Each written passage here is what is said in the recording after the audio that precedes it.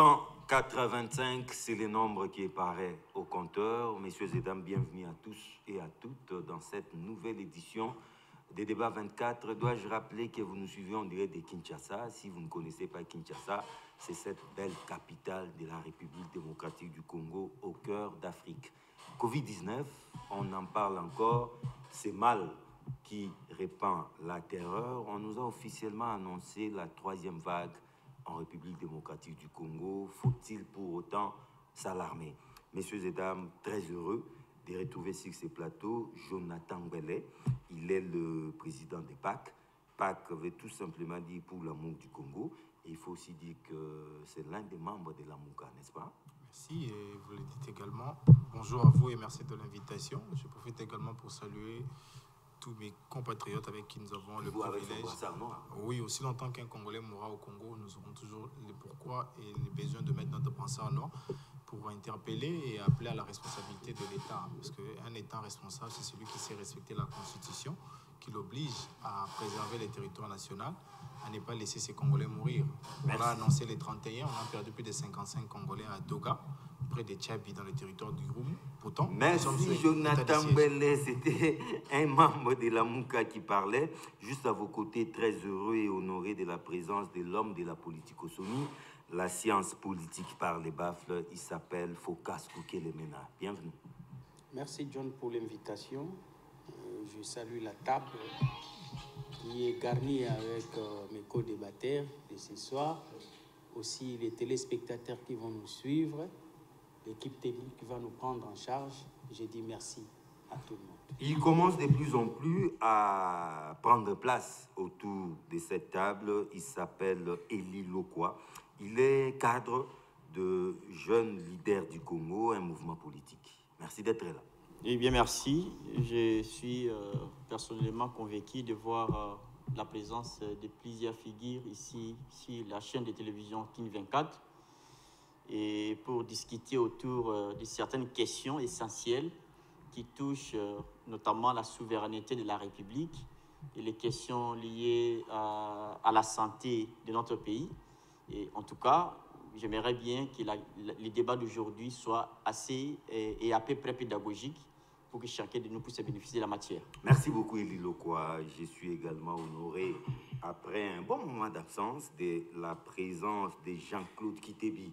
Il est le coordonnateur de PKM. PKM, ce n'est pas un parti politique, c'est tout simplement la fondation Pierre Kangou-Diambaye. Merci d'être là. Merci, le plaisir est partagé. Je profite de ce micro pour saluer tous les co-débatteurs qui sont avec moi autour de cette table. Ensemble, j'espère que nous allons faire un débat constructif pour que le Congo soit gagnant. Également honoré de la présence de l'homme des 4C, Congo égale Congolais, Congolais égale Congo. Il s'appelle Zachary Kilaboloa. Merci d'être là. Merci encore une fois, John. Merci à mes confrères.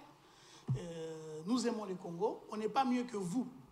Et ce qu'on va dire sur ce plateau soit quelque chose qui va vous aider à réfléchir pour qu'ensemble, nous puissions se positionner et savoir bien faire des choses pour un Congo meilleur. Santé publique, Covid-19, encore et toujours. Élie Lokwa, nous vivons toujours dans un régime d'état d'urgence ou d'état d'urgence sanitaire, avec des mesures barrières, avec cette mesure de couvre-feu. Mais du coup, on nous annonce la présence de la 3e vague, en tout cas, de ces virus, plus virulents ou plus virulentes que les 2 autres vagues. Élie Lokwa, faut-il pour autant s'alarmer? Évidemment, je dirais que la République comme celle-ci ne peut pas s'épargner à la logique de la communauté internationale qui, bien entendu, s'évertit derrière la philosophie de la protection des personnes et de leurs biens. Et puis la maladie à coronavirus aujourd'hui a aussi contribué à la disparition de beaucoup de personnes dans le monde. Ouais. Et bien que la République démocratique du Congo, en tout cas, nous sommes relativement épargnés. Restons assez vigilants, et puisque beaucoup de personnes ne meurent pas de cette maladie, Et ça n'épargne pas les Congolais à se poser beaucoup de questions. Vous avez suivi beaucoup de déclarations des modèles un peu complotistes qualifiant la communauté internationale comme puissance complotiste. Ou des fois même eschatologique, parlant de la fin du monde. Voulant un peu nous utiliser pour nous affaiblir face à cette maladie, parce que moi, personnellement, je l'ai dit devant les collègues avec qui nous discutons aujourd'hui, je ne crois pas que cette maladie pourrait exister dans notre pays. Parce que les degrés d'embouteillage que nous ressentons dans la République démocratique, et surtout à Kinshasa, si évidemment cette maladie aurait existé, on devrait avoir un nombre élevé de décès. Donc ça n'existe pas au Congo. Je dis bien, oui. Si évidemment cette maladie aurait existé, notre Kinshasa allait avoir beaucoup de cas de décès. Ce n'est pas pour rien que la plupart des Kinois à Kinshasa qualifient la maladie à coronavirus comme une option complotiste de la puissance internationale. Donc il y a... Pour quelle fin? Oui, pour quelle il y a... Non, écoutez, il y a aujourd'hui une tendance négationniste des populations de Kinshasa nous disant que la maladie à coronavirus n'existe pas à Kinshasa. Parce que le fait que nous sommes entrés de voir les embouteillages, de voir le non-respect des gestes barrières, parce que la plupart des Congolais à Kinshasa ne portent pas les cachinets, même ici à l'émission, s'il faut les souligner. La chaîne de télévision King 24, je ne fais pas la trahison, on n'a pas porté de masque. Ça veut dire que nous ne voulons pas faire voir au monde qu'à Kinshasa, il y a des maladies à coronavirus. Et ce n'est pas vrai qu'il y a des maladies. Donc, à part les couvre-feux, il y a un relâchement total des mesures barrières. En tout cas, parce que la population elle-même... N'y croit pas. Non, même pas croire. Ne voit pas les éléments symptomatiques même. Alors, la population voulait quoi? Que les Congolais, les Kinois commencent à tomber les uns après les autres comme les mouches. Et là, ils allaient y croire. Hein? Non, même si pas par l'option de tomber comme les chenilles non plus, mais surtout les éléments symptomatiques même.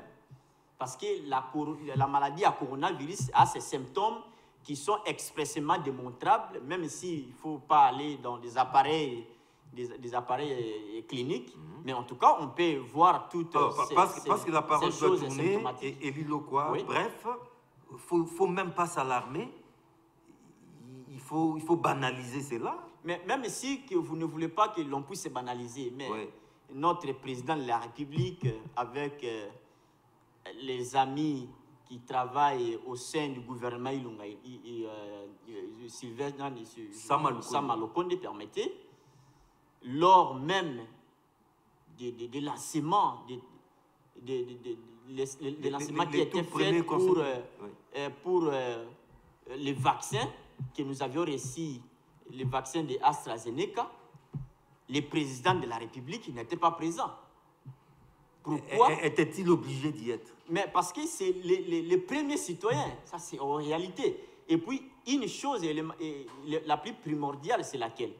Vous savez, AstraZeneca, c'est une firme étrangère qui avait produit le médicament pour les vaccins. Une firme britannique. Oui, britannique. Oui. Et quand les médicaments, selon même les principes de l'homologation de certains produits qui ont été acceptés par la santé publique, c'est-à-dire qu'il faut tout à fait respecter les principes de l'homologation. Et le principe de l'homologation du médicament, du vaccin, n'a pas été fait de chez nous. N'a pas été fait. Et alors, ce principe recommande à ce que l'on puisse passer par le traitement paraclinique, ce qui n'a pas été fait au Congo. Merci beaucoup. Merci. Le temps d'avoir la réaction de... Je prends cette fois-ci Jonathan Bellet. Parce que, en tout cas, Élie Lokwa paraît sceptique quant à l'existence même de cette maladie en République démocratique du Congo, parce que d'après lui, il n'y a pas eu l'hécatombe comme ailleurs, comme aux États-Unis, comme au Brésil. Pensez-vous pour autant que nous ne devons pas prendre au sérieux cette menace? Déjà, je m'inscris en faux des allégations de ses prémices. Quand il affirme que l'État congolais s'est voulu être responsable et a préservé la vie des Congolais. Peut-être qu'il a l'information et qu'il ne veut pas les dire ici, je ne sais pas pour plaire à qui. C'est depuis le mois de novembre 2019 que la pandémie s'est annoncée précisément à Yuan. Et les Congos étaient passifs, laissant ses frontières et ses vols réguliers entre la RDC et la Chine ouverts jusqu'au mois de mars. Et c'est là qu'on détectera le premier cas. Et le premier cas avec un vrai faux cas. Voilà, un avec vrai beaucoup faux de cas. précipitation. Ouais. Donc, l'État responsable, c'est celui qui sait prévenir. Il ne laisse pas que la pandémie arrive. Deuxièmement, il a semblé vanter encore le vaccin. Cher ami, actuellement, il y a plus de 4 firmes qui se sont donné le temps de chercher et de créer ces vaccins-là. J'ai toujours posé la question et je n'ai jamais eu de réponse. Quels sont les critères objectifs qui avaient été utilisés pour choisir les dons d'AstraZeneca? C'est en fait ça la question. Et deuxièmement, un État sérieux devait plutôt promouvoir les produits qui a été fabriqué ici, qui n'est pas un vaccin, qui est un remède, la Mana-Covid. Et c'est au fait les conseils que vous devez donner à ces gens-là qui vous demandent... L'inventaire de ces produits est déjà mort. Paix à son âme. Voilà. Et maintenant, là, j'aborde la question de cette troisième vague. Oui. Déjà, il faut poser une question en amont. Comment avions-nous géré les 2 vagues? Les 2 premières vagues. Comment avions-nous géré? Déjà, aujourd'hui, le Congo a moins de 50 000 cas, mais il court derrière un vaccin. Est-ce que devions-nous aujourd'hui courir au même rythme que l'Italie ou les États-Unis ou même le Brésil? Si on fait ça des questions d'État, nous, on ne devait pas le faire. Et dans les mesures prises par nous, nous avons choisi d'obtenir le port obligatoire de masques. Ah, mais on les portait. J'arrive. Quel est l'acte ou la contrainte émise derrière? Si on fait ça la question, est-ce que le port obligatoire de masques a-t-il généré des fonds tels qu'aujourd'hui nous l'avons entendu en France? Plus de 8 millions d'euros ont été récoltés sur pied de cette sanction-là, de cette mesure. Les Congos, qu'avons-nous fait de cela? Deuxième élément, combien des espaces publics ont été désinfectés sur fond de l'État? Pourtant, ce sont les institutions et les endroits qui sont de manière répétée consultés. Il a parlé des arrêts de bus de marché.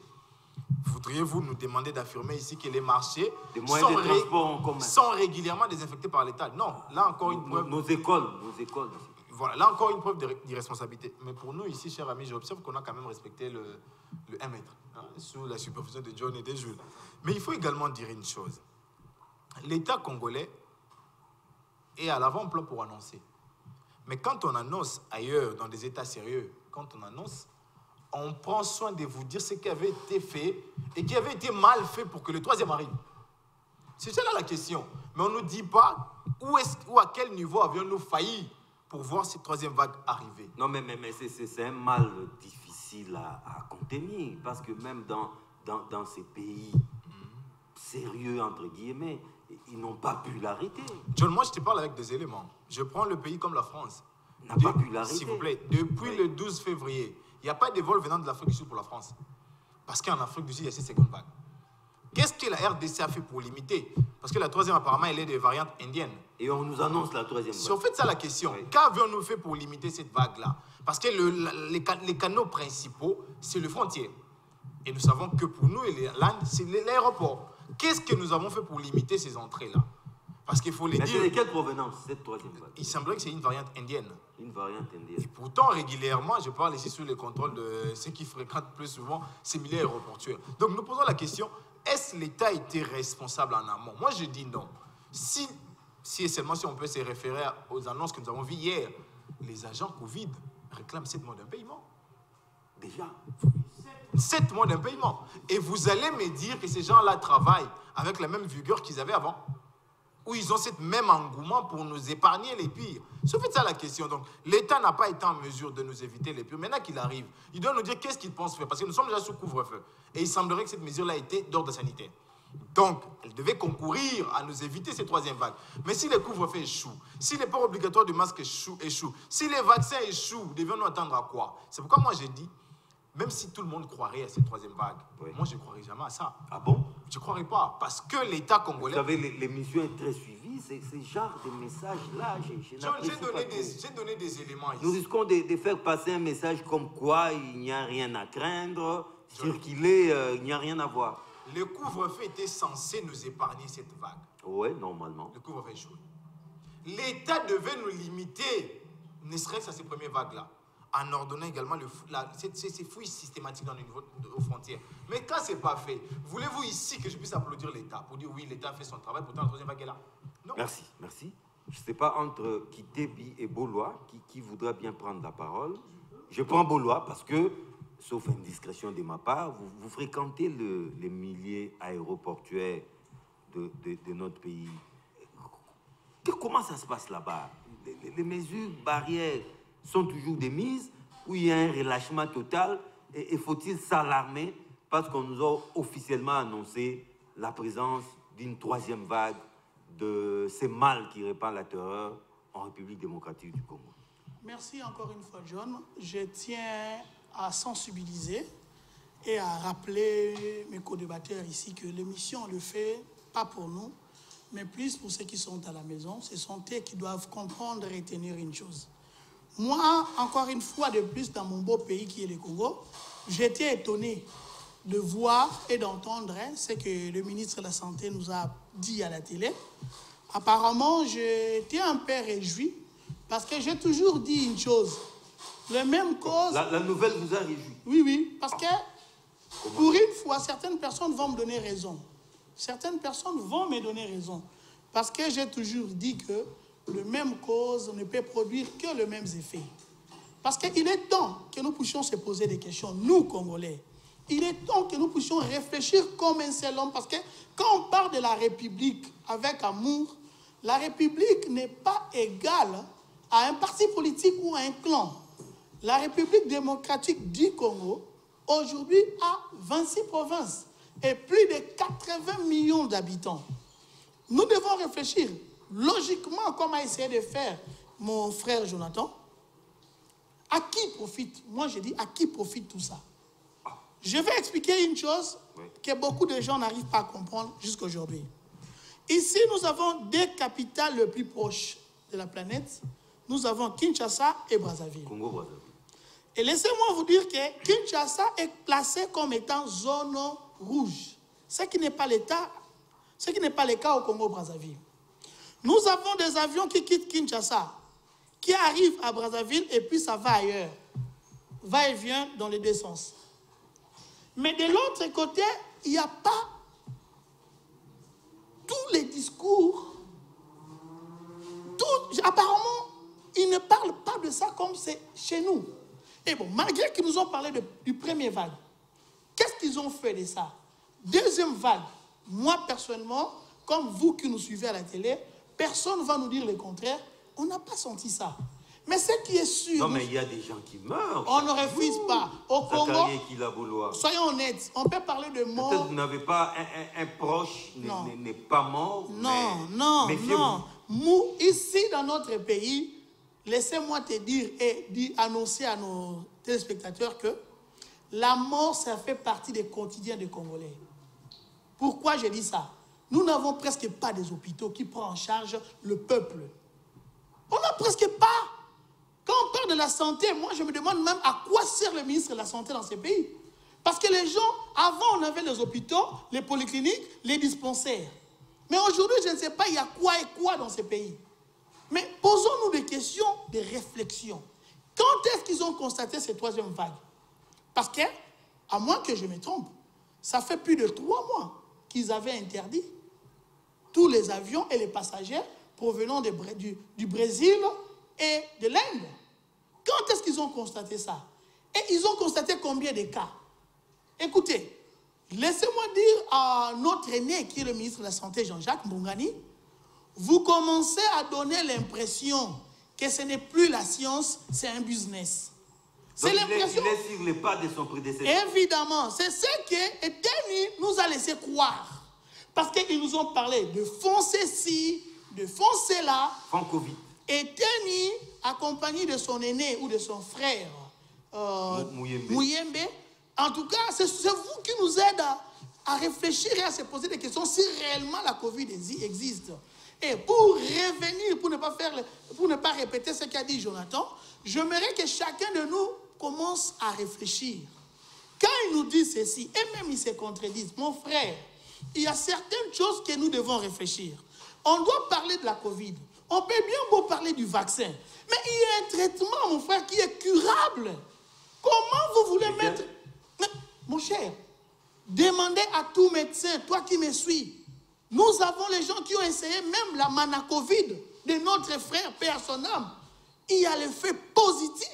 Il y a ceux qui ont essayé avec la quinine et d'autres produits. Même les médecins européens, ils sont tentés de nous apprendre que cette maladie est curable.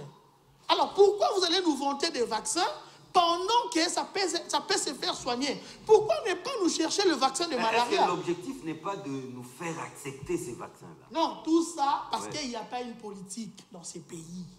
La politique, diriger égale prévoir. Moi, j'ai l'impression, et je l'ai dit haut, que dans notre pays, nous avons cette malchance-là d'être dirigés par les opportunistes. Et que chacun d'eux, quand il a le pouvoir, il cherche par où il doit bouffer. Il cherche par où il peut gagner. Et du coup, comme vous et moi, nous, la population, peu parmi nous ont le temps de lire et de comprendre. La plupart de ceux qui ont les Android et les 1 giga par jour, ils les utilisent pour TikTok, WhatsApp, Facebook. Pendant que dans tous d'autres cieux, il y a les gens qui essayent de suivre l'évolution. Ils apprennent, ils entendent ce que les grands pharmaciens, les grands médecins du monde disent de cette maladie. Mes frères et sœurs, la Covid existe, oui. Mais la question dont on doit se poser, comme a dit un monsieur, si on prend tous les cas et les morts de l'Afrique, ça ne représente même pas 10% des cadavres en Espagne. Pourquoi on est en train de presser l'Afrique à avoir le vaccin? Ça profite à qui? Ces dons-là, comme a dit Jonathan, comment ça a été négocié avec AstraZeneca? À qui profite? Merci. S'il vous plaît, si vous voulez travailler pour les Congolais, mettez-nous au parfum dans la vérité et non dans les psychoses. Merci Zachary qui a beaucoup de boulot. Il faut que les maintenant première vague, il y a à peine une année, mois de mars de l'année passée, nous étions tous pris de coups, paniqués. C'était pour la première fois d'observer qu'un Quinois pouvait aussi se réveiller un dimanche sans aller à l'église. Et nos petits bars, nos petites terrasses dans nos quartiers étaient fermés. Une année après, deuxième vague, nous passons directement à la troisième vague. De quel bout allez-vous saisir cette question? Vous savez, d'abord, pour parler de la vaccination, la première des personnes qui annonce la vaccination, c'est notre éminent chercheur Mouyembe.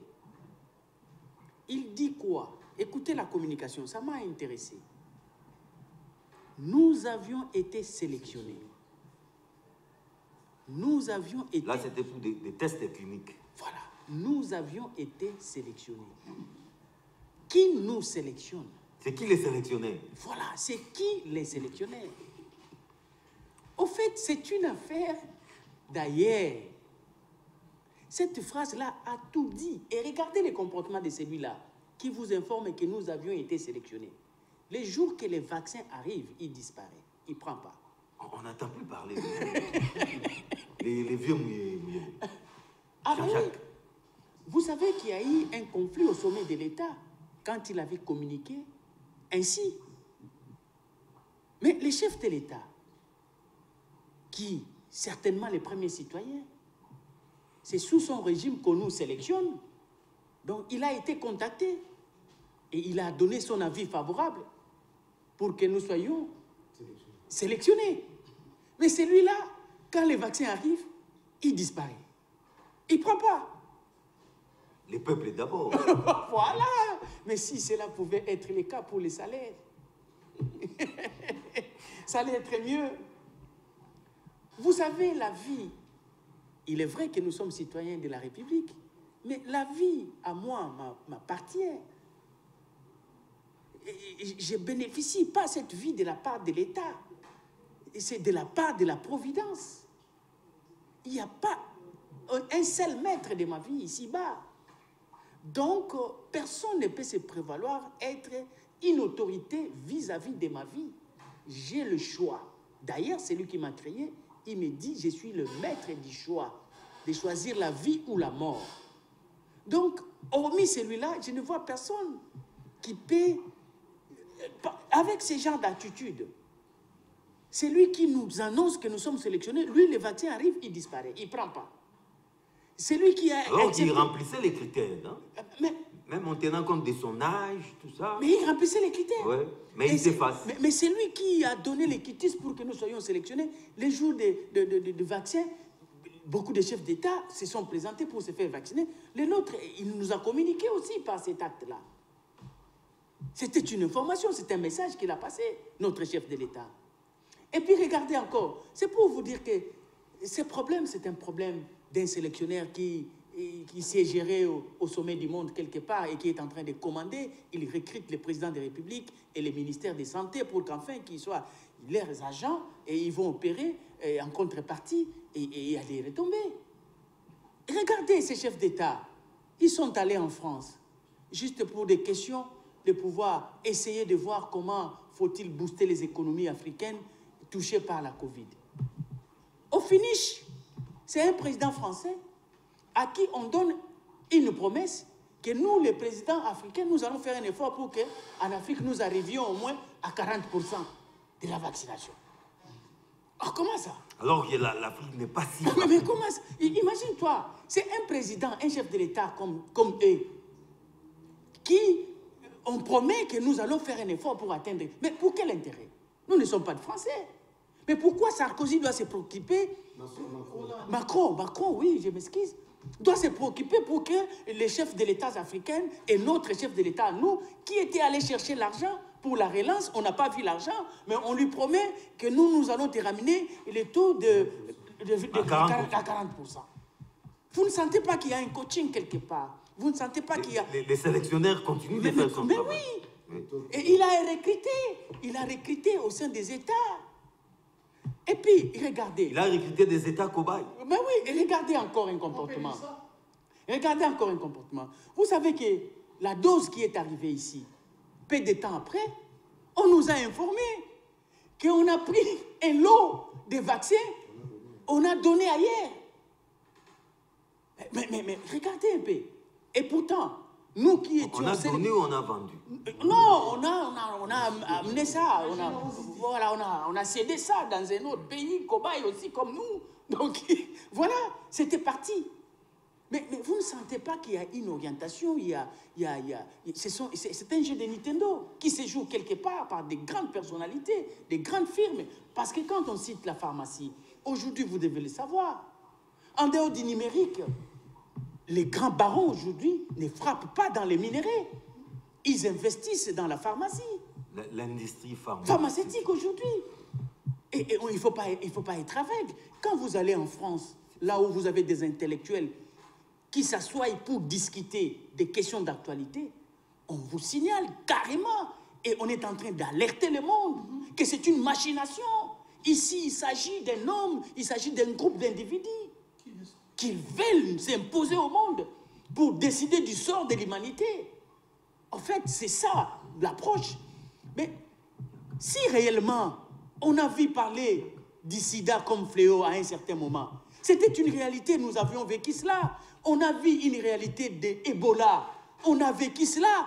Bien qu'aujourd'hui, vous savez qu'avec nos dirigeants, ils fabriquent, ils fomentent des situations qui peuvent renfler les caisses de l'État pour leurs poches et leurs proches. Mais en réalité, si la Covid de 2018, parce que Covid 2018, j'appelle ça le régime de Kabila, et Covid 2019, j'appelle ça ce régime ici. Mais maintenant qu'il y a des versions des variants. Des variants tels que les Warriors. Il y a encore une version de la Covid, ça c'est... Mais oui, c'est une... Oui. Les Warriors, c'est une version. Je parle de Warriors. Gouvernement des Warriors. C'est une version.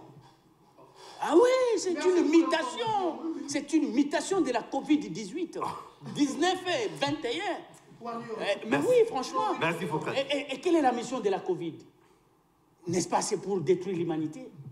Qu'est-ce que vous ne vivez pas avec la Covid-18? Qu'est-ce qu'on n'a pas vécu? 18 ans, c'était la disparition de l'humain. Avec la Covid-19, qu'est-ce que vous n'avez pas vu? Combien de catastrophes, combien de pertes en vies humaines? Et avec les Warriors, c'est la suite, logique. Donc, les effets de ces gouvernements, de ces autorités, est similaire Merci beaucoup. Au virus. Merci beaucoup, c'est pourquoi il faut comprendre qu'il y a lieu de faire... Malgré qu'on réfléchit, L'air est à la vigilance, respect scrupuleux de mesures barrières. Ça peut sauver beaucoup de vies. Alors, on évolue avec Élie Lokwa. Oh, ah, sorry. Jean-Claude Kitebi. Quand on est les derniers à prendre la parole, ça arrive souvent. Là, je ne vous pose même pas une question. Par rapport à cette pandémie dont on nous annonce la 3e vague. Merci, John. J'aurais souhaité solliciter votre protection, mais je me sens en insécurité par vous-même, parce que lorsque vous arrivez à m'oublier dans la prise de parole, non, je me sens en insécurité. Je crois que vous avez déjà pris la parole. Qu'à cela ne tienne, je crois que je ne vais pas ici répéter ce que mes co-débatteurs ont eu à dire avant moi, mais je crois qu'ici, il n'est pas question, contrairement à ce qu'a dit Zachary Ekila Boulois, il n'est pas ici question de dire la maladie existe ou pas. Nous savons que la maladie existe et cette maladie est... Mais beaucoup émettent des réserves. Hein? Je n'en disconviens pas, John. Et aujourd'hui, laquelle maladie est pratiquement à sa 3e vague. Et laquelle 3e vague a été annoncée par le ministre ayant en charge le ministère de la Santé publique dans ses attributions. Mais j'estime qu'il faudrait faire une petite évaluation de la 1re et 2e vague pour que nous arrivions quand même à mettre en place des mécanismes devant permettre de résorber, si vous voulez, cette 3e vague. La 1re vague était, semble-t-il, virulente, mais il y a des mesures qui étaient prises au niveau de la haute autorité de la République sur orientation de l'équipe de la riposte. Et il y a eu tellement cette sensibilisation, il y a eu tellement cette communication à telle enseigne que tout le monde avait pris la mesure de l'affaire. Le respect des gestes barrières était de rigueur, le port obligatoire des masques était de rigueur, et les églises étaient fermées, les écoles aussi fermées. Les terrasses fermées. Nous avons évolué et puis finalement, les autorités ont estimé qu'il y a eu baisse, n'est-ce pas, de la contamination. On a levé, n'est-ce pas, toutes ces décisions qui ont été prises. On a allégé. On a allégé et le seul véritable geste barrière qui reste en vigueur, c'est le couvre-feu. Voyez-vous? Dans l'efficacité aussi commence à laisser désirer. Hein? Cher John, oui. Je pense que j'ai eu le privilège de vous rappeler dans une des émissions que j'ai eues avec vous, pendant le confinement de la 1re vague. Nous avons dit qu'il y avait un sérieux problème de déficit communicationnel. Laissez-moi vous dire aujourd'hui, la 3e vague, c'est le ministre qui l'annonce. Mais bien avant, nous étions habitués à des points de presse chaque jour avec l'équipe de la riposte. Oui, oui. Il y a quelqu'un qui s'est posé la question de savoir que serait devenu le docteur Jean-Jacques Mouyembe. Voyez-vous? Notre savant. Oui, écoutez, il est véritablement professeur d'université. Et ce n'est pas par le fait qu'il y a ce déficit communicationnel que nous allons vilipender le professeur docteur Mouyembe. On peut dire ce qu'on peut dire sur lui, il restera ce qu'il est de par sa formation scientifique. Mais là n'est pas le problème. Le problème, c'est au niveau de la gestion. John, nous avons dit avec vous une fois dans une des émissions que le Congo souffre d'un problème sérieux de manque de politique publique. Politique en matière de santé, politique en matière d'éducation, vraiment dans tous les secteurs de la vie nationale. De telle manière que lorsque la Covid est venue, elle nous a pris pratiquement au dépourvu. Il fallait chercher des mécanismes pour faire face à cette pandémie, à coronavirus.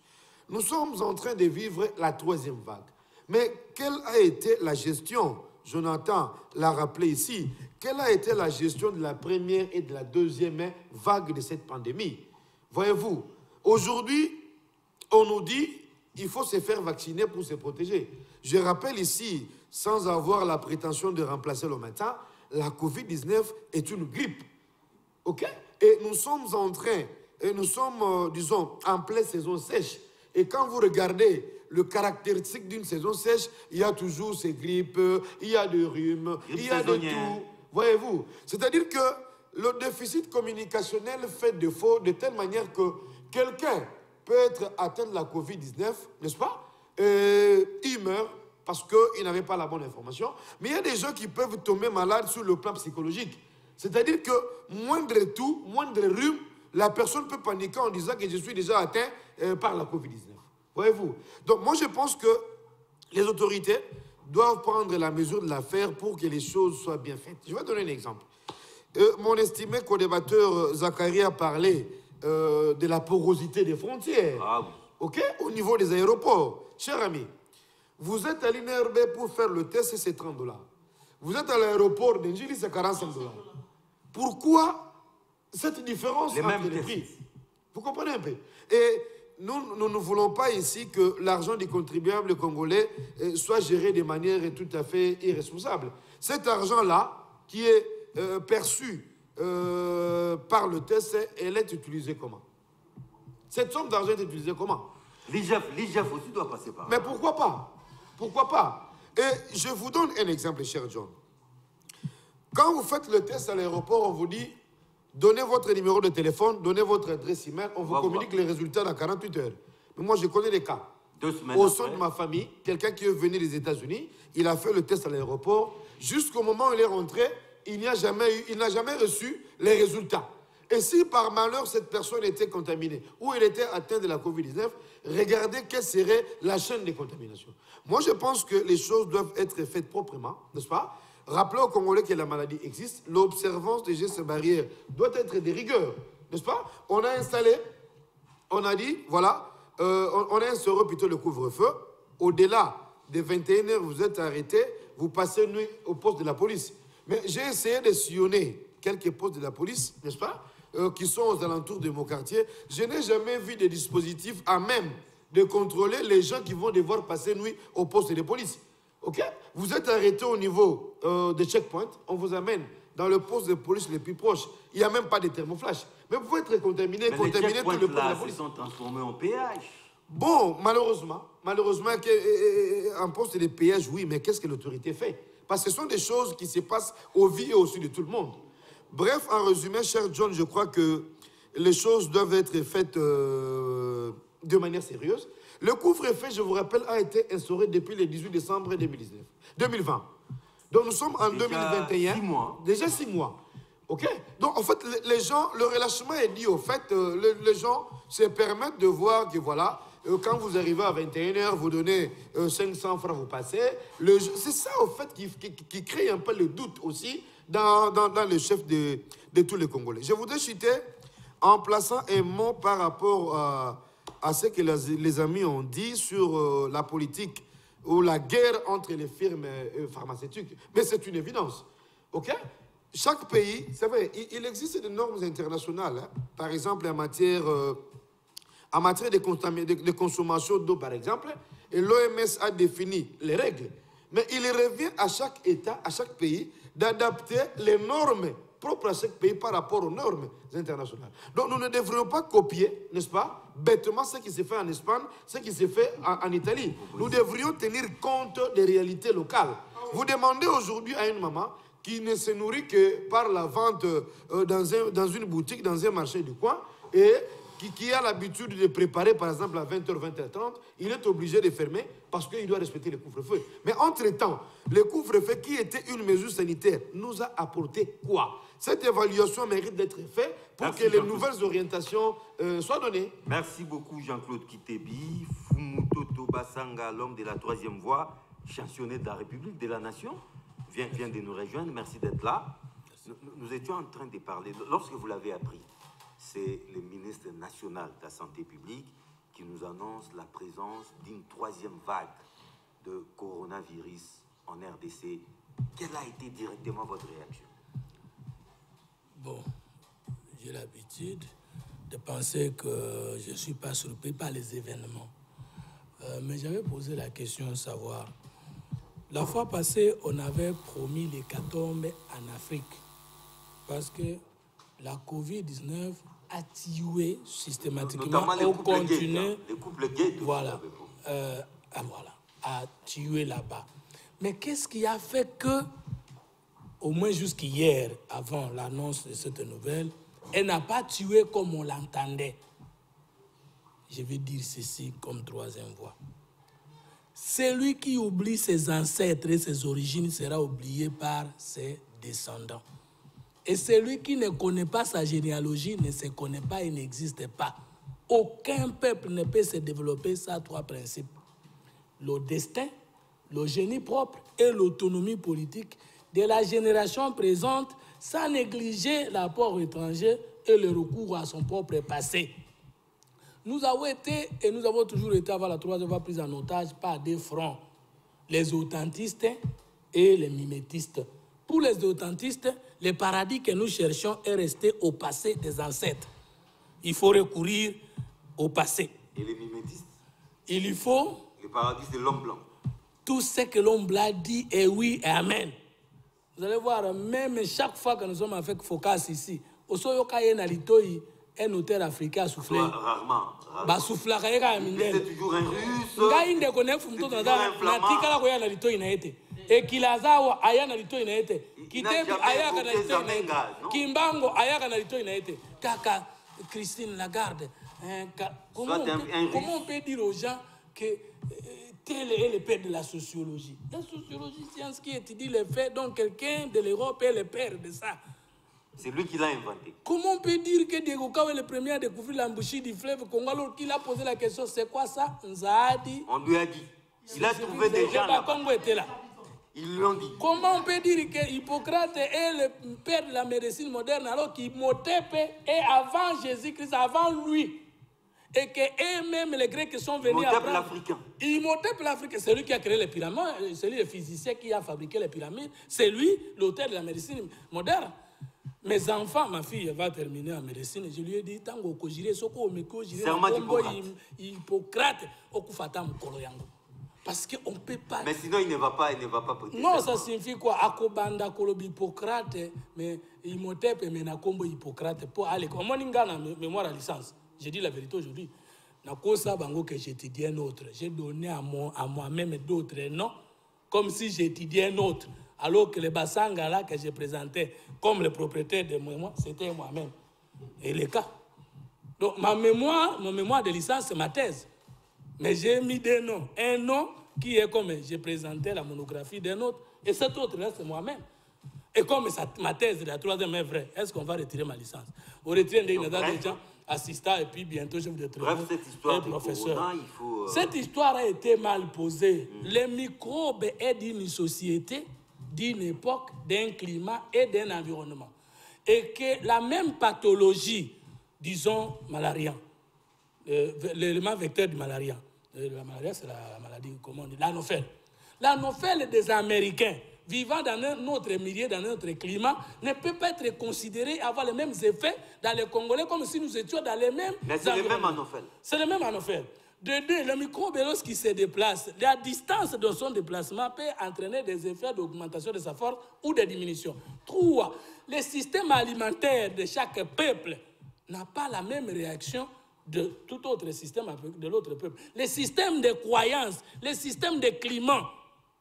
Alors, pourquoi on devait aller prendre Covid-19 comme à la fois l'invention en tant que maladie de l'Occident et la solution aussi de l'Occident? Croyons d'abord à l'expertise nationale. Nous avons des matiti, nous avons des pratiques, nous avons un climat, nous avons des systèmes de croyances et nous pouvons vaincre cette maladie à moindre coût. Mais aujourd'hui, pour nous, tozo ça la porte lingaka et ça la crope pour tout bien d'amour la ramunde. Ah, Jacob. D'où l'annonce de la troisième vague. Ma benango zakaka, naza na opposition naza na pouvoir, aucun na lobaka yango ka troisième fois.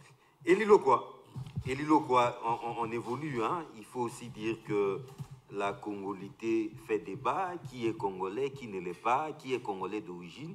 D'où un Congolais réfléchit, un Congolais comme vous et moi, il parle des verrouillages de certains postes de souveraineté, notamment les sommets de l'État, la magistrature suprême, ne peut être président de la République qu'un Congolais né des pères et des mères. Pouvez-vous soutenir une telle thèse? Merci beaucoup. Je ne fais pas ici un débat de portée politique. On doit rester scientifique. C'est ce que je peux recommander à tous les co-débatteurs parce que la plupart des cas, on risque ici parler de la politique qui est de la science. Parce que la notion de la congolité, elle est beaucoup plus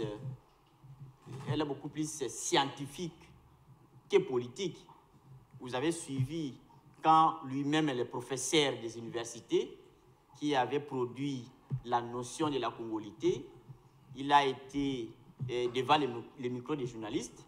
C'est qui ce professeur? Le professeur Noël Tiani. Ah, Tiani. Oui, lui-même, c'est l'auteur même de la notion. J'ai vu à travers une certaine vidéo qu'il a fui le débat. C'est ça le problème. Il a fui le débat parce qu'il a découvert l'embouchure du fleuve Congo. Voilà, il a fui le débat, le fait qu'il ne voulait pas intervenir comme un scientifique. Il voulait intervenir comme un politicien. Et c'est très dangereux.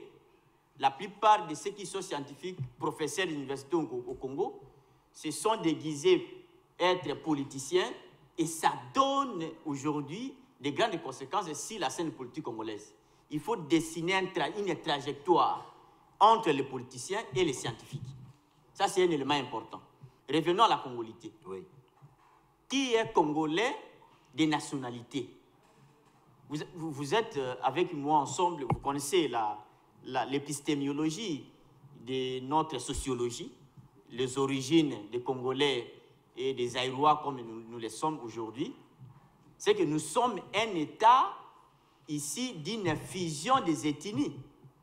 Donc la République démocratique du Congo, aujourd'hui, c'est un État de fusion des ethnies, différemment à certains États qui sont créés par la fraction, qui ont été créés par la fraction, la séparation des ethnies. Il y a des ethnies qui se disloquent, et voilà, mais nous, la République démocratique du Congo, c'est par la fusion. On a associé les ethnies, les groupes ethniques, nous avions associé les territoires et certains individus pour avoir ce que nous appelons aujourd'hui la République démocratique du Congo. Et ce qui révèle même l'article 14 de la Constitution et certaines lois de la République. Vous allez vous souvenir même la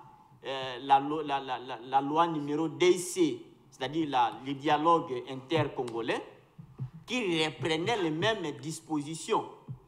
Voilà à ce que les trois lois qui ont été produites par le fait président Mobutu, la loi de 1971-1972, ainsi que la loi de 1991, de 1999, permettez, qui étaient des lois ici de tractation de guerre, et que l'accord que nous appelons le dialogue intercongolais permettait. Pour des raisons évidentes, au lieu de se lancer dans ces théories, parlons concrètement. Concrètement, c'est-à-dire quoi? Au-delà de toutes les tractations que nous avions senties, oui, et que la RDC vient aujourd'hui de connaître beaucoup de guerres entre les milices à cause des questions de la nationalité, mais c'est Noël Tiani.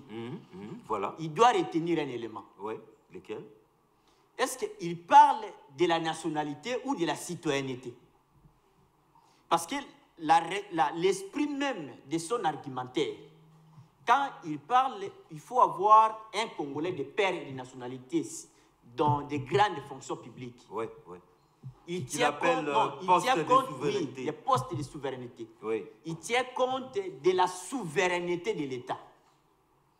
Et la souveraineté de l'État ne repose pas sur la nationalité. Si le plan... Noël Tiani doit nous expliquer ça. Voilà, la souveraineté... Voilà, que je termine. Que je termine là. Oui. La souveraineté de l'État repose sur la citoyenneté de la personne. Vous allez comprendre qu'aujourd'hui... La citoyenneté n'a rien à voir avec la nationalité. Non. La citoyenneté et la nationalité, c'est différent. Lui parle beaucoup plus de la nationalité que de la citoyenneté. Alors qu'aujourd'hui... La citoyenneté, c'est par la résidence... La citoyenneté, le fait d'avoir l'amour qu'a la personne l'attachement. Oui, l'attachement qu'a la personne envers sa patrie. On vous comprend. C'est différemment avec la nationalité. Le débat ne vient que d'être aujourd'hui, permettez, je vais terminer par là. Il y a de ceux qui sont porteurs de nationalité congolaise, Mais ils n'ont pas l'amour franc. Ils n'ont pas la citoyenneté congolaise. Non, ils n'ont pas la citoyenneté. Zachary Kilaboloa. Non, pour des raisons évidentes, je donne d'abord la parole à Zachary. En tout cas, je pose la question clairement. Soutenez-vous cette réflexion, cette proposition de Noël Tchani? Non, moi je demande, étant que partisan du Congo et amoureux du Congo, je l'ai toujours dit et je peux le répéter sur votre plateau que nous devons d'abord comprendre c'est quoi être Congolais. Parce qu'il faut le dire vrai. Je sais que sur ce plateau, on a la chance d'avoir notre frère Jonathan qui est avocat. Juriste, oui. Juriste, il peut vraiment nous donner la matière. Mais ce qui est mal et ce qui m'offense dans notre pays, c'est lorsque les gens cherchent à utiliser la justice comme un outil de règlement de comptes. Il y a ceux-là qui aiment prendre la justice à leur gain. Donc, la justice est juste que si elle se retrouve, s'il vous plaît, aujourd'hui, les gens qui torpillent le pays, qui pillent le pays, qui nous tuent, qui ont refusé même de donner l'argent à nos frères pour surveiller les volcans. C'était qui? Réfléchissons ensemble, mes frères. Ceux qui ont fait ce que EVG de Goma là soient incapables de prévenir à cause de 290 gigas. Qui gère la République? Ce sont des Congolais de père et de mère. Si je peux fermer cette parenthèse. Aujourd'hui, pendant qu'on est en train de parler dans votre émission, ici, je peux poser une question. Les gens peuvent bien beau parler. Tous nos dirigeants aujourd'hui ont toujours été des Congolais de père et de mère. Qu'est-ce qu'ils ont fait pour... Par présomption. Non, par rapport à ce qu'eux nous ont présenté. Ouais, présomption. Qu'est-ce qu'ils ont eu à faire pour le bien du Congolais? Les résultats sont maigres. Hein? Maigres même, c'est assez. Il n'y a pas de résultats concrets pour le bien-être des Congolais. Il est temps, mes frères et sœurs, que nous puissions comprendre une chose. La loi, l'idée en question de Tchani n'est pas mauvaise. Mais ce que moi et nous, 4C, on déplore, c'est l'opportunisme. Je vais servir John pour que John me donne de l'autre côté. Je vais faire plaisir à X, comme il y a d'autres personnes aujourd'hui qui vont chercher à venir à l'Union sacrée pour être mandataires. D'autres vont venir pour être ministres. C'est cet opportunisme-là qui nous tue. Il est temps que nous puissions réfléchir. Nous avons dans ces pays connu de vaillants héros. Je cite Mamadou Ndala, où son père était malien, mais il a donné sa vie pour le Congo. Jusqu'au sacrifice. Voulez-vous me dire qu'il y a nos militaires ou... Mamadou Ndala n'était pas congolais de père et de mère. Mais il a donné sa vie pour le Congo. Je peux même aller loin.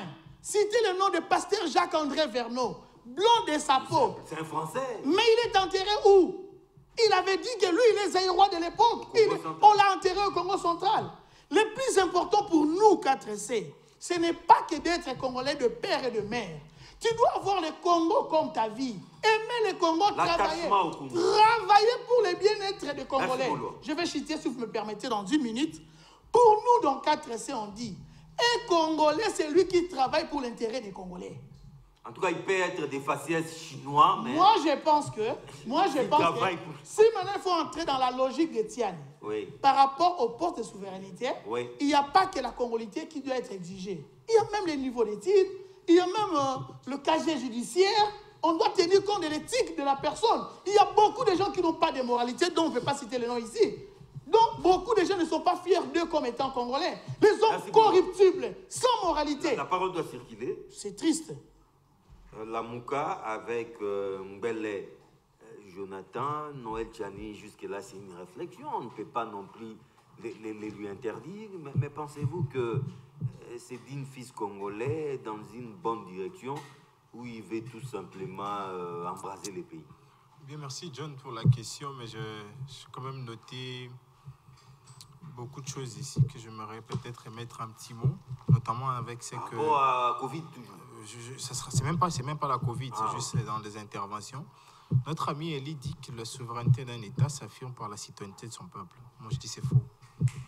La souveraineté d'un État s'affirme par sa puissance à s'affirmer sur l'échiquier international. C'est ça même la souveraineté. Je parle sous le contrôle de politologues sur ces plateaux. Deuxième élément, j'ai suivi mon aîné Fumutoto qui affirme haut et fort que la troisième voie est prise en otage par les politiques. Lui-même aussi est pris en otage par le politique. Parce que depuis maintenant 2 ans, il est entre soit FCC, soit l'Union Sacrée. On ne sait pas où les situer. Et j'aimerais encore mon Fumutoto d'attendre, 2013 à 15. Là, c'est les Fumutoto intellect, c'est les Fumutoto indépendants d'esprit. Mais là, actuellement, depuis certaines années, il a été un peu aliéné. Je profite pour le lui dire comme ça, parce que plusieurs fois, j'ai voulu le lui dire.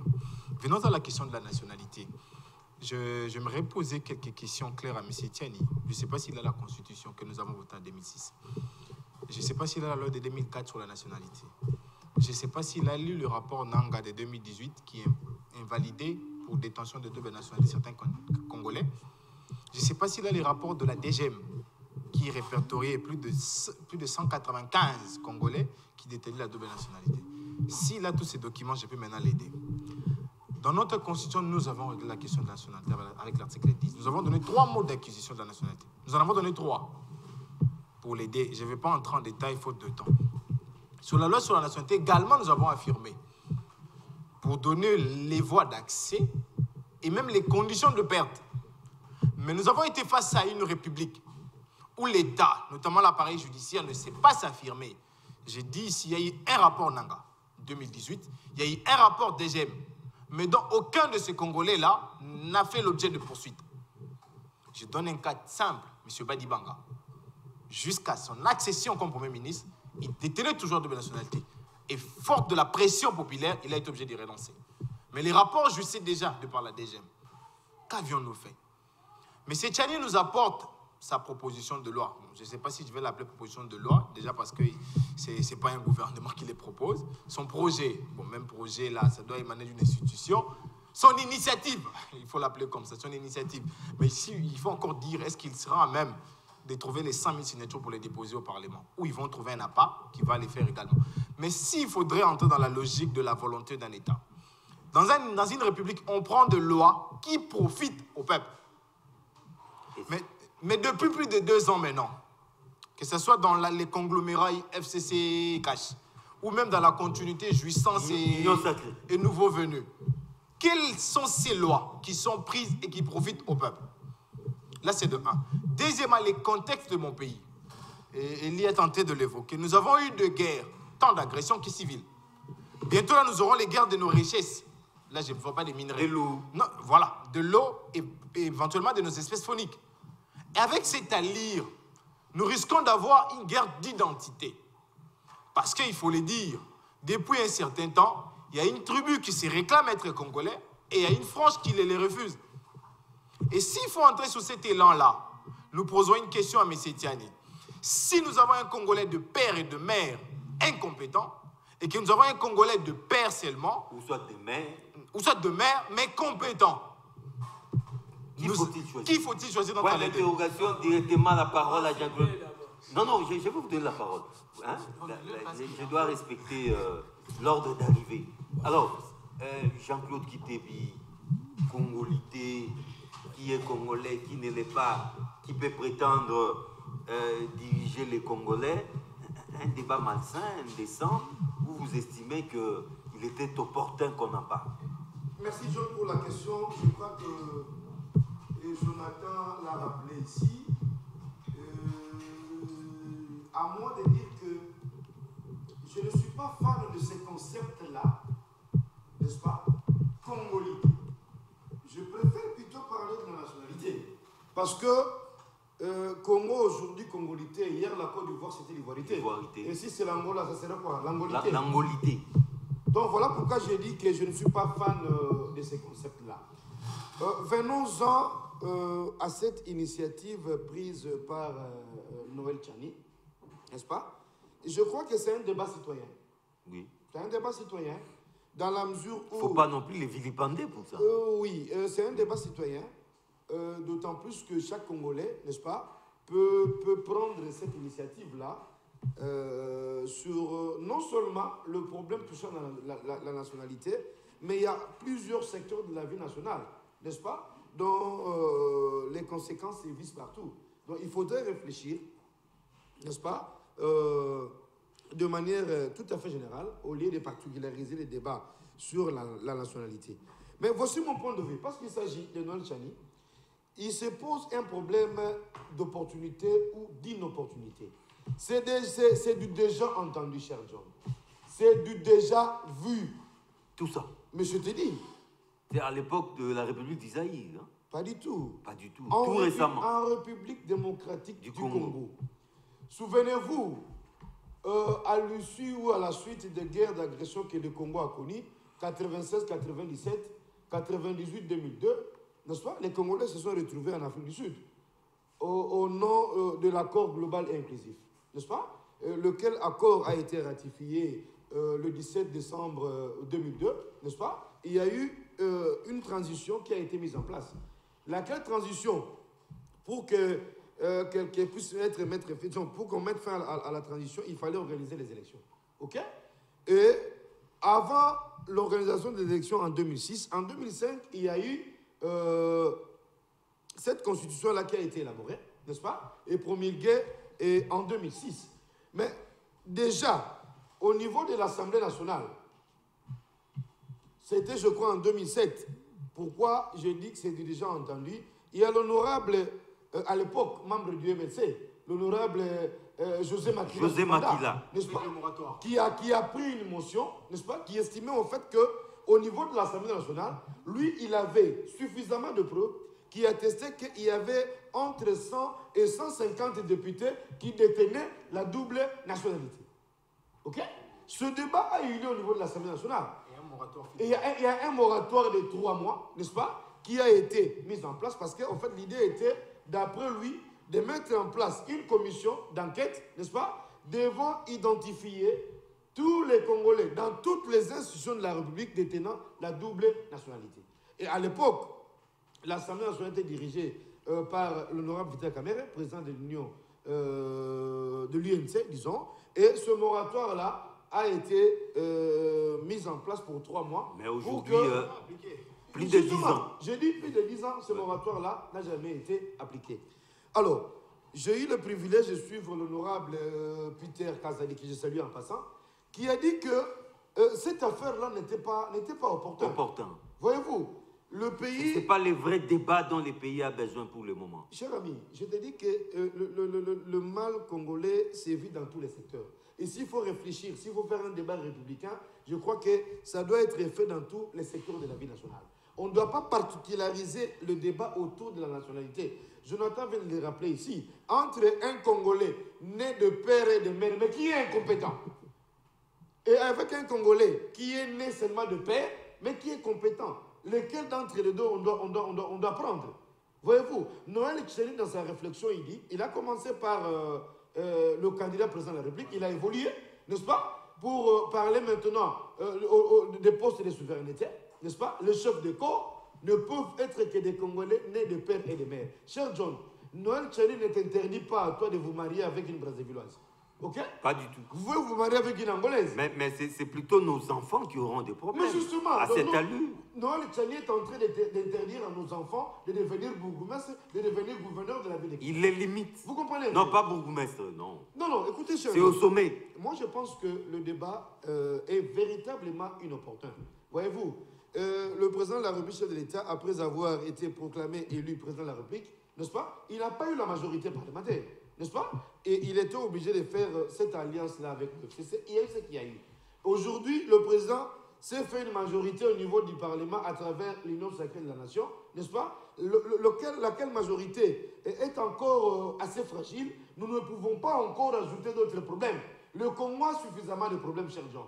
Si au niveau de la Côte d'Ivoire, l'instabilité est venue par rapport à ces concepts de l'ivoirité, que je n'accepte pas de transposer dans mon pays, vraiment, cher Noël, si vous nous suivez en ce moment, prenez votre mal en patience. Le président de la République n'a pas besoin de ce genre de discours pour rendre service à la nation congolaise et au peuple congolais qu'il avait élu comme président de la République. Merci Jean-Claude Kitebi. Focus Koukilemena, êtes-vous d'avis que, en tout cas, ce n'est pas un débat opportun?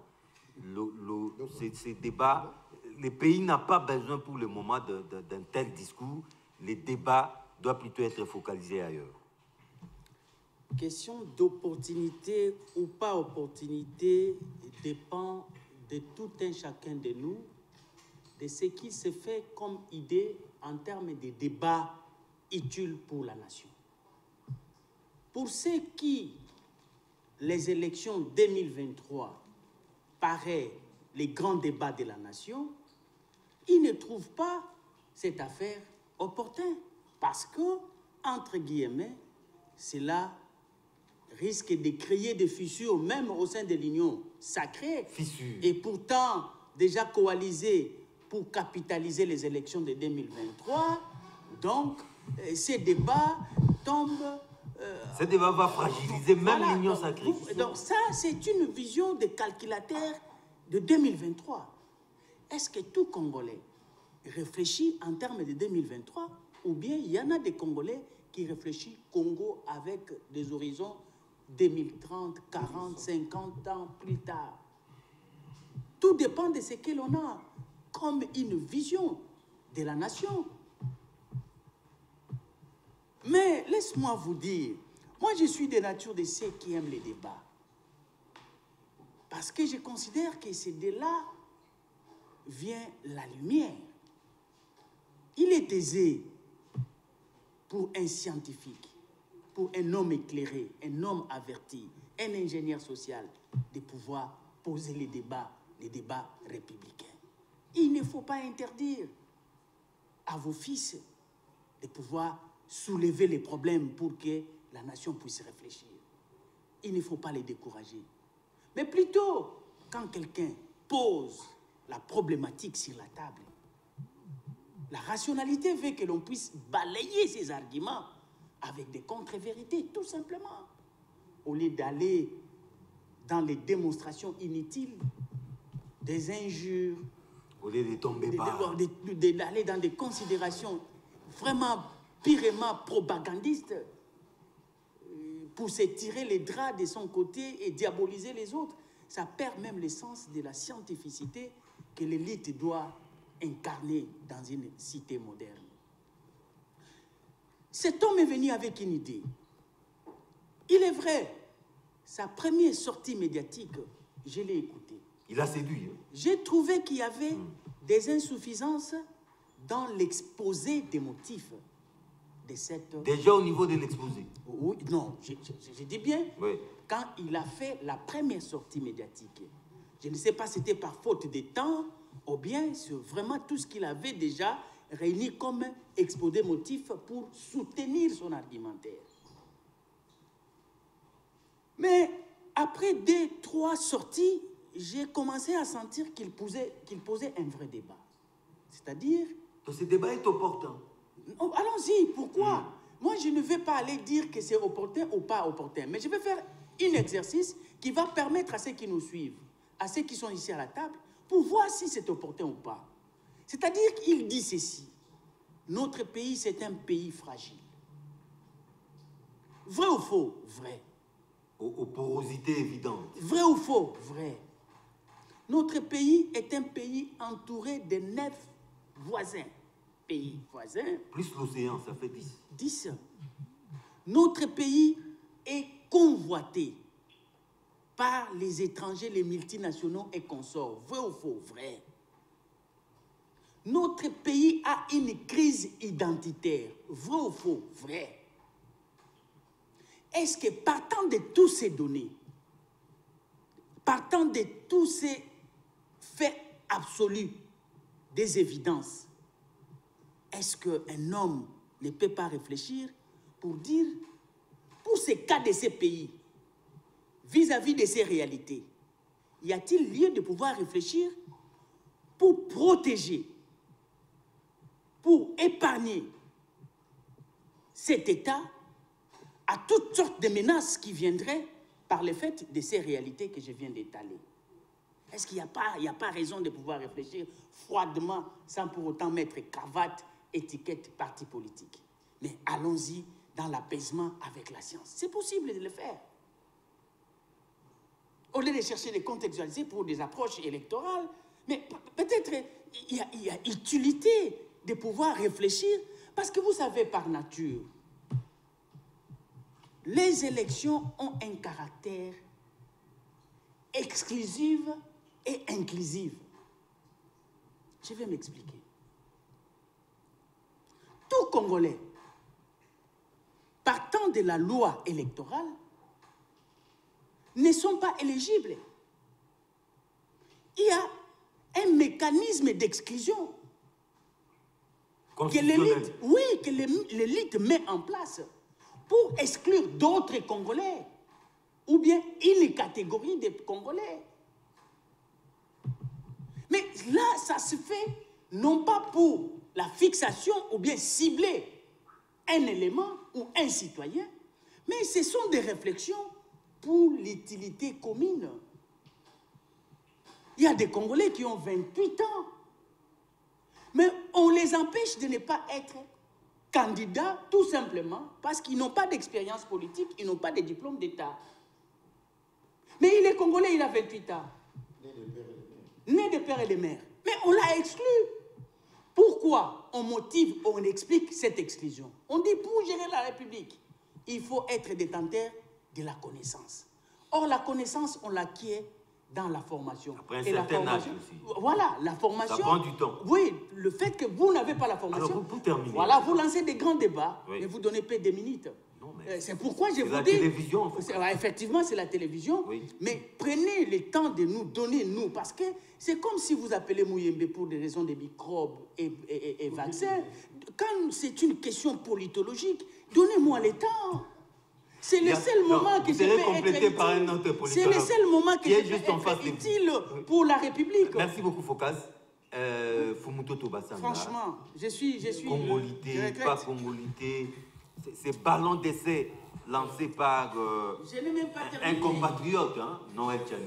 Je vais vous dire franchement que Focas, je suis fier de toi. T'avoir précédé en sciences politiques, t'avoir précédé dans des conférences et de t'avoir précédé aux médias et aujourd'hui me faites la joie. C'est ça un politologue. Nous n'avons pas peur des autres. Nous devons dire ce que la société nous a demandé de dire. On ne peut pas dire que ce n'est pas opportun. L'opportunité d'une question scientifique est soulevée par des paliers, soit l'intérêt du peuple, soit le positionnement des acteurs politiques. Et qu'il n'y a pas de monde politique sans coup politique et sans marginalisation. Il n'y en a pas. François Fillon était plébiscité, le français qui arrivait, mais Baloukele qui est là qu'on archive, tant, à quoi il y a qui naissait. Sarkozy, la même chose. Mais regardez ce qui se passe aux États-Unis. Les sciences politiques n'étudient pas les bonnes élections ou les mauvaises élections. Ni la norme. Ni la norme. Nous étudions comment les leaders trouvent le pouvoir comme moyen pour résoudre le problème de leur société, avec ou sans l'état de droit. Avec ou sans l'état de droit. Tout. Alors, on nous a réduit, nous les politiques, comme des petits messieurs qui doivent être derrière la morale et comme ça. Non. Opportunité, il y en a. Parce qu'il y a élection en 2023 et que tout homme politique normal doit savoir éliminer les adversaires importants. C'est pourquoi on demande à tout homme politique d'être correct dans sa vie privée. Parce que chaque fois qu'on veut en toi, on va t'avoir pas toi-même. On va les piocher là. Mais regardez Ouattara. Mais je vais décourager Kitebi. Il ne faut pas évoquer l'ivoirité à la congolité. Malheureusement, le président Moïse Katumbi l'aurait invité, c'est grave. Il faut maîtriser la sociologie politique, l'histoire politique et l'histoire de la sous-région. En Côte d'Ivoire, il y a des peuples burkinabés qui vivent en Côte d'Ivoire. Et que lorsqu'on et que lorsqu'on veut, s'il vous plaît, voilà, 16% des peuples qu'on ne veut pas intégrer. Noël Tchani n'a pas soulevé les débats contre Touti, contre Bayaka, contre Bakela, contre Batetela, qu'il va attaquer. Il s'agit d'un... Mais ici, il s'agit d'un individu ou d'un groupe d'individus qui ne forment pas un peuple, qui peuvent être lésés ou pas par le point de vue de Noël Tchani. Alors, quand vous nous dites, il faut éviter... Ngana Ebusio qui voit l'arrêter et que ça, le matin au Congo. Martin Fayoulou, avoir gagné ou pas les élections, il n'a pas brûlé la case. Adolphe Moussitou, marginalisé, conflit avec son parti politique, qu'est-ce que ça veut dire? Il n'a pas brûlé la case. Jean-Pierre Bemba, avoir perdu les élections bonnement ou mauvaisemment en 2006, n'a pas brûlé la case. Qui est celui-là qui va venir nous dire que la case ne sera jamais brûlée. Babette en a coup politique. Et mais nous ne sommes pas des ministres, pourquoi? Nous ne sommes pas. Mais je te dis, je suis à l'Union Sacrée, je ne suis pas ministre. Pourquoi? Il n'y a pas de coups politiques. Depuis que je suis à la télé, pourquoi je suis pas aux institutions? Mais il y a des coups politiques. Les mandataires. Hein? Oh, mais coups politiques, tous les jours, je à la gorge, je partout. Au-dessus de la mais je te dis, les sport violent et Kozoyo. Tshisekedi lui-même avant de monter là-bas, il a reçu combien de coups politiques? Alors nous voulons moraliser la politique. La politique a ses règles. Monsieur Kitebi, ça c'est la première chose. La deuxième chose, mais je soutiens l'idée de Noël Tchani, tout à le contre ça qu'il ne faut pas une loi. Il faut lire. Je prends le juriste, je vais vous raconter. Mais il faut modifier la Constitution. Non, on ne peut pas modifier. D'abord, cette question était bien traitée par la Constitution. Article 10 de la Constitution dispose. D'abord, avant d'entrer à la Constitution, je voudrais vous dire que toutes les dispositions des constitutions du monde entier représentent les forces politiques en présence. Il n'y a pas de constitution naître des idéologies politiques. Ça n'existe pas. Bien sûr, chez nous, il n'y a pas d'idéologie. Je suis d'accord avec vous, Focas. Mais au moins, toutes les constitutions du monde représentent la pondération de la classe politique ou du courant politique qui ose en faire.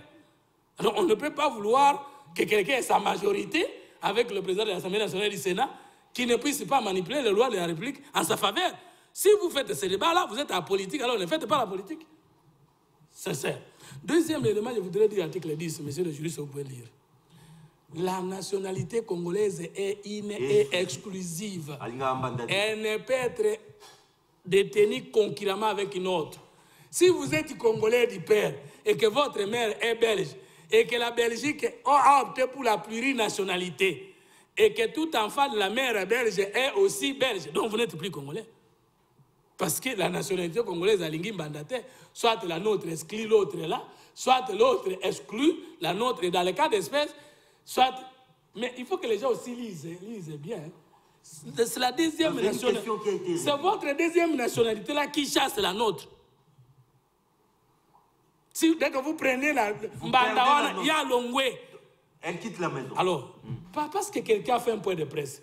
Et à travers le point de presse, il a insulté les intellectuels congolais.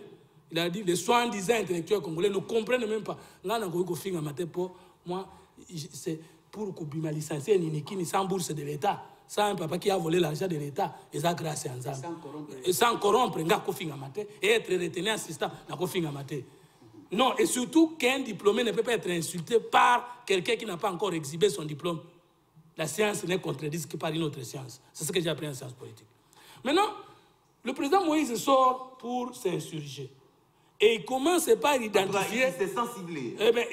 Mais Noël Tchani ne l'a pas malheureusement cité. Pour s'insurger, il dit sa mère est fille d'un prince de Kistan. Ça veut dire qu'il confirme qu'il est lié à nous par sa mère. Or, si moi j'ai des femmes, qu'avec ces deux femmes j'ai des enfants, ces enfants s'appellent demi-frères. Demi-frères, pourquoi? Parce qu'ils ne sont pas totalement de la mère. Ça, c'est une notion s'il vous plaît, je viens dans la Constitution. Alors, l'article 10, voici comment la Constitution congolaise, on peut l'acquérir. Le juriste sera par 3 moyens. Naturalisation, acquisition et d'origine. Et l'article 10, vous descendez. Article 70 de la Constitution dit qu'il ne peut briguer les mandats de la fonction du président de la République qu'un Congolais d'origine. Est-ce que les Congolais vont circuler là? Non, mais pourquoi relancer ce débat? C'est une question réglée. Attendez, pourquoi relancer ce débat et pourquoi condamner ce débat? Non, mais si c'est une question réglée, mais relancer, c'est pour réveiller les gens à savoir, Ozoya, il y a que construire Pékissa. Je termine. Non, permettez-moi de vous donner la parole. Même dans la dernière minute, je n'apprendrai plus. Je cite, s'il vous plaît, c'est l'onction. Alors, oui, s'il vous plaît. Maintenant, comment la Constitution de la République est définie la nationalité congolaise? C'est la nationalité détenue par les personnes, les individus et les groupes ethniques dont les ancêtres se sont retrouvés avant 1960. À l'indépendance, monsieur. Merci pour le complément d'information, la compréhension. Maintenant, si vous n'êtes pas dans ces cas-là, c'est right, vous êtes des nationalités naturalisées ou acquises, et c'est l'article 70 qui vous exclut que vous ne pouvez pas être candidat président de la République. Vous n'êtes pas congolais d'origine. Parce que vous n'êtes pas congolais d'origine. Que Noël le dise ou qu'il ne le dise pas, nous le condamnons et nous disons que ce n'est pas opportun. Et je chute, M. Kitebi, vous dites, comme il y a des Congolais incompétents ou des Congolais malhonnêtes est-ce qu'on ne peut pas donner la chance aux étrangers qui aimeraient le Congo plus que nous? Mais ces Congolais-là, des demi-frères ou demi-Congolais, et aussi dans les 60 ans, donc c'est comme dire, mais on ne peut pas se séparer que des poissons. En 60 secondes, essayez de chercher vos mots pour les placer à la fin. Non, premièrement, 60 secondes, s'il vous plaît. Je dois rebondir sur cet aspect qui a été soulevé par mon frère Jonathan, disant que la nationalité ne repose pas sur la citoyenneté. Et si lui contredit cet argumentaire, donc il donne raison aux étrangers de jouir, bien entendu, de quelques droits civiques que les Congolais d'origine. Parce que quand on parle de la nationalité, c'est l'appartenance à une nation. L'appartenance juridique à une nation. Et la citoyenneté... C'est le cordon ombilical. La citoyenneté, en fait, c'est l'attachement, l'amour profond qu'a un individu envers sa patrie. C'est différent. Tu peux avoir la nationalité congolaise, mais tu n'as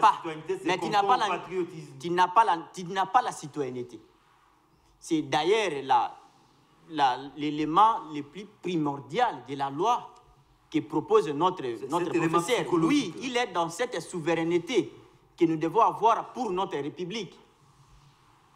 Et quand mon frère Fumuntoto nous parle des Congolais d'origine, et il fait allusion Congolais par naturalisation, n'est pas un Congolais d'origine, donc il fait cette pyramide Congolais d'origine par naturalisation et Congolais par acquisition, il sépare.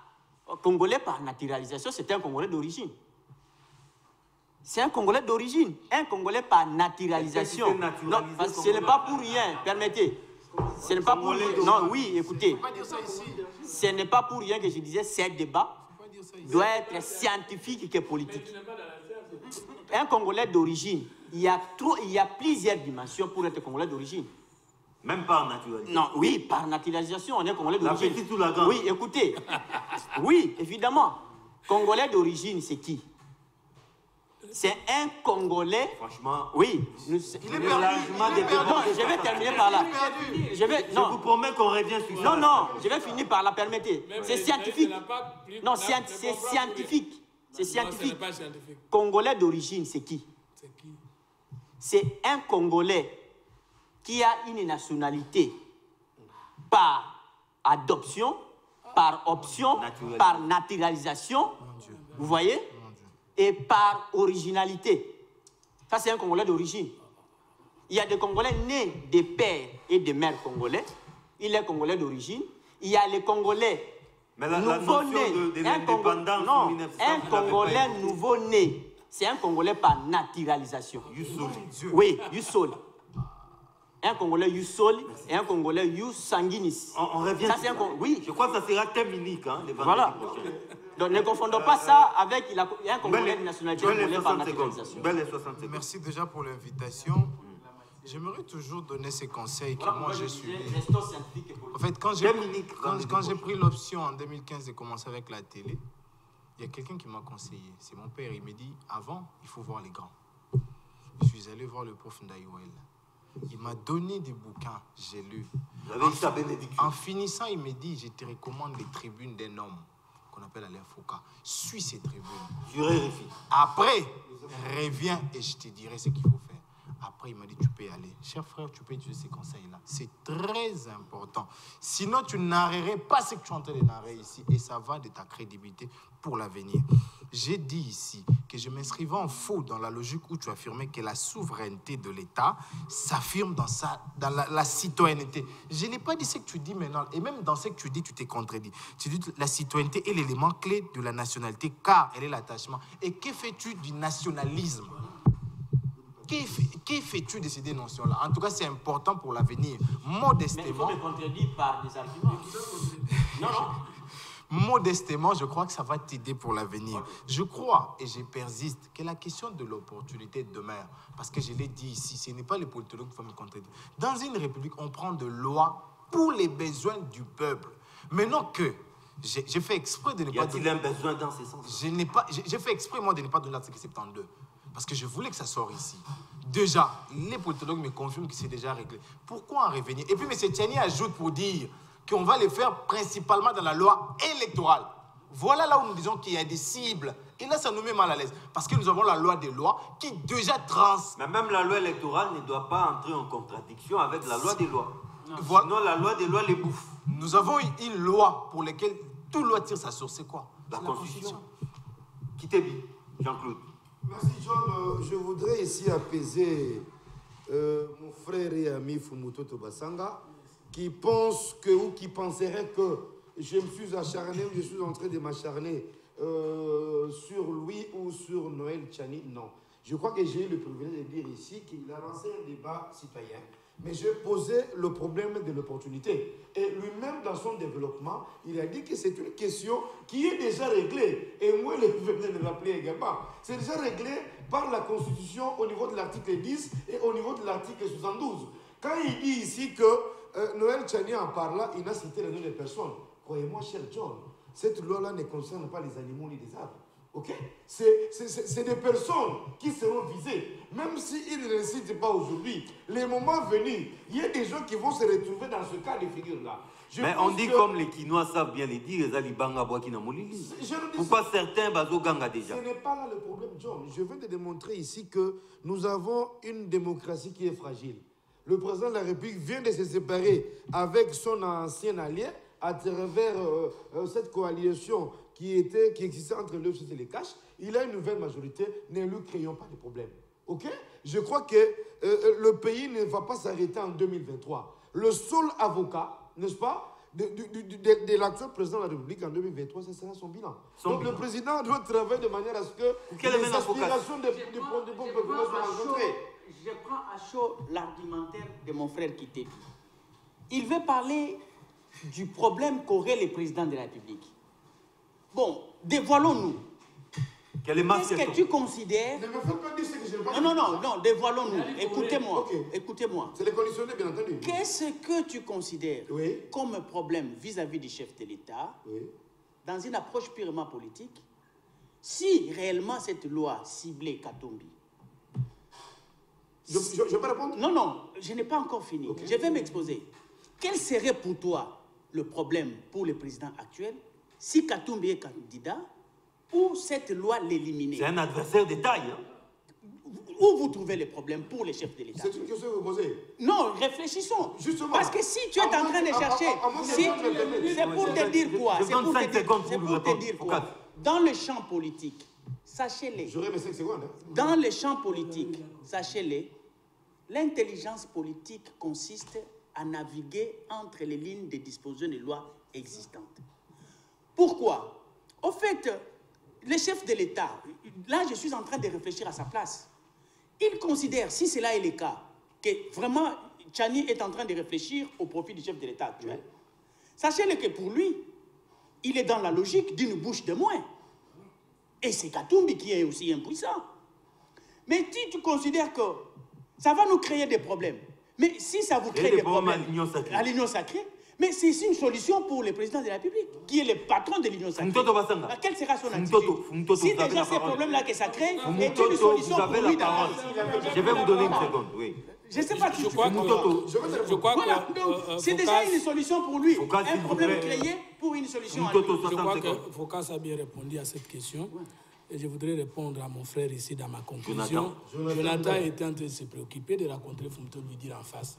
La réponse est très simple. Je suis d'abord content de votre remarque et surtout de reproches publics que vous venez de m'informer. Je suis très d'accord. Parce que vous m'avez suivi et vous constatez qu'il y a un changement de fréquence, c'est normal. Pas pour me justifier, mais voici ce que j'ai dit. J'ai posé un problème, une problématique. J'ai dit le Congo a un problème d'hommes, d'écriture et d'organisation. Mais en disant que le Congo a un problème d'hommes, c'est que moi-même aussi, je suis un problème. Mais est-ce que les Congolais devaient m'empêcher, moi, d'utiliser les produits que j'ai inventés pour traiter ma maladie en disant « Yo, le Colo, ça, ici, au se soigner ».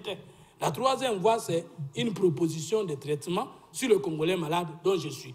Donc, je prends en considération votre remarque. Je vais tout faire pour revenir à ce que vous vouliez de moi et même au-delà. Merci beaucoup. Merci. Quittez 2 secondes.